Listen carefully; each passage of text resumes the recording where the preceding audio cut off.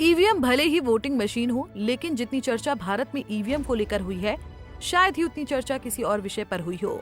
जिस तरह से ईवीएम को लेकर, चाहे वो लोकसभा चुनाव हो या विधानसभा चुनाव हो, मुद्दा बनाया गया, उस पर सत्ता पक्ष और विपक्ष ने जिस तरह से राजनीति की, उससे एक बात तो साफ हो गई कि जिस ईवीएम मशीन को चुनावी गड़बड़ियों में नियंत्रण रखने के प्रयास से भारतीय चुनाव आयोग द्वारा 1990 के दशक में प्रयोग में लाया गया था, वही ईवीएम अब हर चुनाव में वोटिंग के साथ साथ नए मानकों और सुरक्षा विशेषताओं से जुड़े सवालों के घेरे में आ रहा है।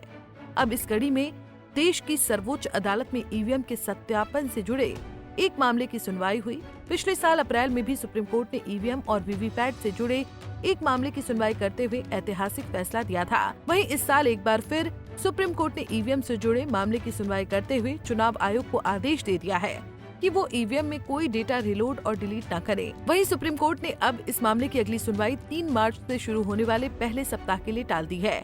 ऐसे में अब आपको विस्तार से बताते हैं कि ईवीएम पर सुप्रीम कोर्ट ने चुनाव आयोग को और क्या क्या आदेश दिए हैं और चुनाव आयोग से ईवीएम वेरिफिकेशन पर क्या जवाब मांगा है। दरअसल सुप्रीम कोर्ट ने 11 फरवरी को ईवीएम के वेरिफिकेशन के लिए पॉलिसी बनाने वाली याचिका पर सुनवाई की। ये याचिका एसोसिएशन फॉर डेमोक्रेटिक रिफॉर्म्स यानी एडीआर द्वारा कोर्ट में ईवीएम के सत्यापन को लेकर दायर की गई थी। एडीआर ने अपनी इस याचिका में आरोप लगाया था कि ईवीएम के सत्यापन के लिए चुनाव आयोग की प्रक्रिया सुप्रीम कोर्ट के अप्रैल 2024 के आदेश के अनुरूप नहीं है।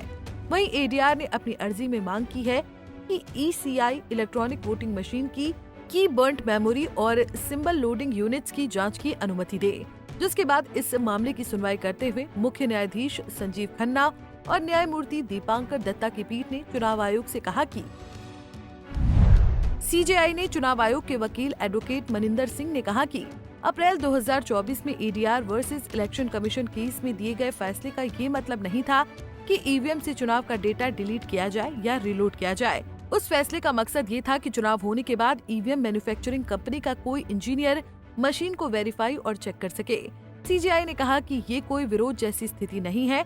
अगर हारने वाले कैंडिडेट को कोई स्पष्टीकरण चाहिए तो इंजीनियर ये क्लियर कर सकता है कि कोई छेड़छाड़ नहीं हुई है।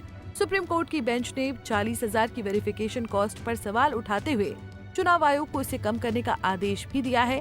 साथ ही कोर्ट ने चुनाव आयोग को ईवीएम की मेमोरी और माइक्रो कंट्रोलर डिलीट करने की पूरी प्रक्रिया की जानकारी मांगी है। इस याचिका पर अगली सुनवाई मार्च के पहले हफ्ते में होगी। अब आपको ये बता देते हैं कि पिछले साल सुप्रीम कोर्ट ने चुनाव आयोग को क्या निर्देश दिए थे। सुप्रीम कोर्ट ने पिछले साल 26 अप्रैल 2024 को चुनाव आयोग को फैसला सुनाते हुए ये साफ कर दिया था कि मतदान ईवीएम मशीन से ही होगा। ईवीएम वीवीपैट का 100% मिलान नहीं किया जाएगा। 45 दिनों तक वीवीपैट की पर्ची सुरक्षित रहेगी। कोर्ट ने निर्देश दिया था कि चुनाव के बाद सिंबल लोडिंग यूनिटों को भी सील कर सुरक्षित किया जाए।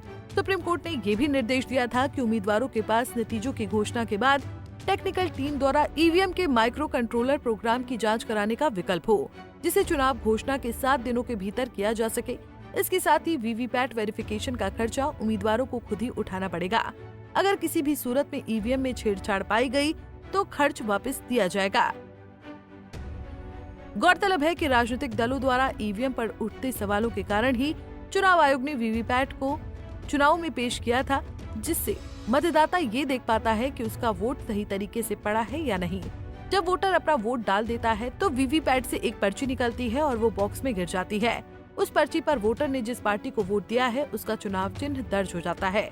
ऐसे में जब कभी ईवीएम को लेकर विवाद बढ़ता है तब पर्ची को निकालकर उसे वेरीफाई किया जाता है। बहरहाल ईवीएम को लेकर अब भी भारत में लगातार सवाल उठ रहे हैं, लेकिन चुनाव आयोग हर बार ये कहता आया है कि स्वतंत्र और निष्पक्ष चुनाव के लिए ईवीएम बहुत महत्वपूर्ण भूमिका निभाता है। अब ऐसे में मतदाताओं के विश्वास और पारदर्शिता को बढ़ाने के उद्देश्य से ईवीएम को लेकर उठा ये विवाद कब थमेगा और कब इसकी पारदर्शिता पर सवाल उठना बंद होगा, ये मामला अभी भी विचाराधीन है। Bureau report, Punjab Kesari TV. हमसे जुड़े रहने के लिए हमारे YouTube चैनल को सब्सक्राइब करें और नई वीडियो की नोटिफिकेशन के लिए बेल आइकॉन को दबाएं।